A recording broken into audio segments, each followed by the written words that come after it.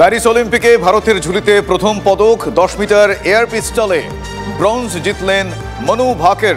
অল্পের জন্য রূপো হাতছাড়া হলো ঠিকই, কিন্তু নিঃসন্দেহে সুখবর, শুরুটা সুন্দর করতে পারলো ভারত। প্রথম ভারতীয় মহিলা শুটার হিসেবে অলিম্পিকে পদক জয় মনু ভাকেরের। 12 বছর পর শুটিংয়ে পদক এলো।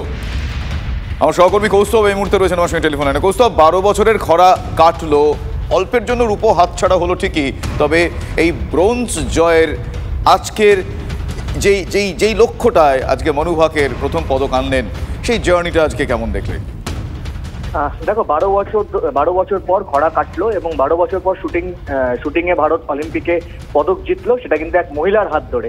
এই প্রথম কোনো মহিলা শুটার তিনি অলিম্পিকের আসরে পদক জিতলেন এবং এই মনু ভাকের যাকে ঘিরে কিন্তু একরাশ প্রত্যাশা ছিল। কৌস্তব, আমি তোমার কাছে আসছি। কৌস্তব প্লিজ, তোমাকে একটু থামালাম আমি। আমাদের সঙ্গে এই মুহূর্তে টেলিফোন লাইনে রয়েছেন শুটার কুহেলি গাঙ্গুলি। কোহলি, আপনাকে স্বাগত জানাই TV9 বাংলায়। আমি শুভজিৎ কথা বলছি স্টুডিও থেকে।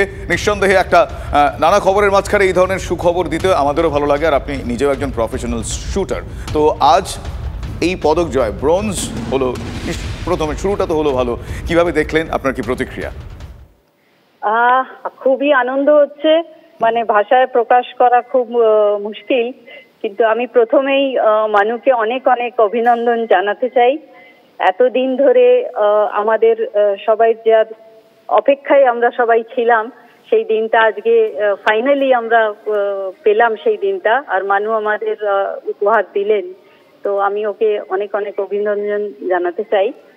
আর এই দিনটা আসবে এটা তো আমাদের বিশ্বাস ছিল, এটা শুধু এই সময়ের অপেক্ষা ছিল আর কি, আমি বলবো।